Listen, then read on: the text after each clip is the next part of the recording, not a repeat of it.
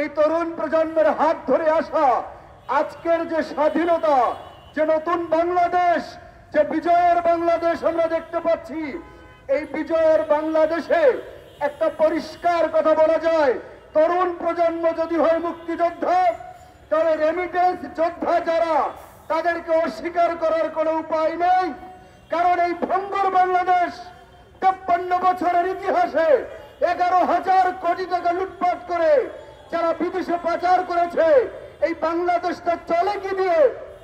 Remittance যোদ্ধারা যদি সর্বোচ্চ 6 মাস রেমিটেন্স বন্ধ করে দেয়, বিশ্বাস করুন বাংলাদেশ নামক যেই রাষ্ট্র, এই রাষ্ট্রের চাকা স্থবির হয়ে যাবে। এই বিশাল আকাশে একেবারে পরিষ্কার বলা যায় যে আকাশে কালো মেঘ জমা হবে, যে মেঘ দূর হওয়া কোনদিনও পসিবল নয়। এই দেশ চালাতে হলে রেমিটেন্স যোদ্ধাদের সম্মান করতে হবে। বিস্ময় হতবাক, বিশ্বাস করুন এই তরুণ প্রজন্ম হাতে তুলে নিয়েছে বাস, তারা পাল্টে দিয়েছে ইতিহাস। এই তরুণ প্রজন্ম হাতে নিয়েছে বাস, পাল্টে দিয়েছে ইতিহাস। চূড়ান্ত বাস্তবতা হলো আমরা দেখতে পাচ্ছিলাম পূর্ব আকাশে কালো ঘন অন্ধকার অমানিসা। 16 বছরের স্বৈর শাসক, তাকে মাত্র 16 দিনে এদেশ থেকে পালিয়ে টপলা টপলি ব্যাগ এন্ড ব্যাগেজ চলে যেতে হয়েছে।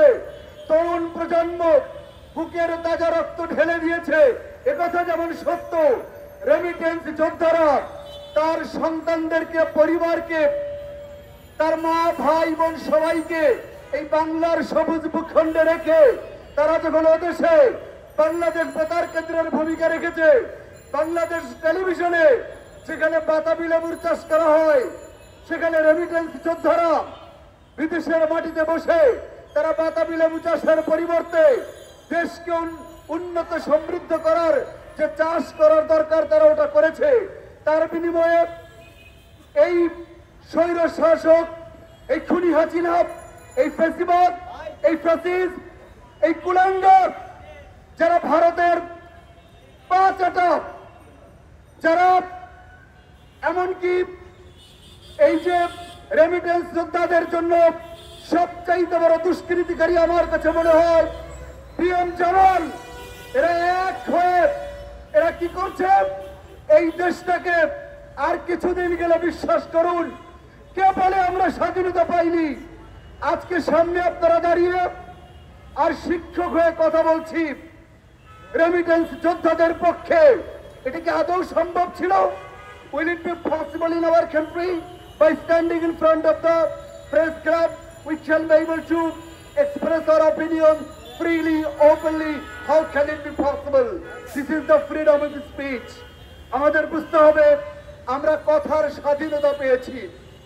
আরে ভাই, কথা বলা সে তো দূরের কথা, ফেসবুকে স্ট্যাটাস দেওয়ার মাধ্যমে শিক্ষক হিসাবে বারবার আতঙ্কিত করে, বিশ্বাস করুন এই স্বৈর শাসক খুনি হাসিনা আর যদি মাত্র 5টা বছর থাকতো, ফেসবুকে স্ট্যাটাস তো দেওয়া দূরের কথা, কথা বলা তো দূরের কথা, ইশারা পর্যন্ত করতে পারতেন না।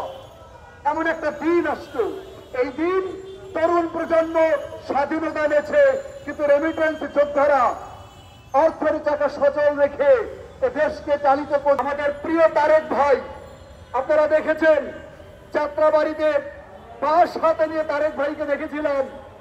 তিনি বলেছিলেন যে আমরা শুধুমাত্র কোটা সংস্কার করতে আসি নাই, রাষ্ট্রের মালিকানা বুঝে দিতে এসেছি, রাষ্ট্রের মালিকানা বুঝে দিতে এসেছি।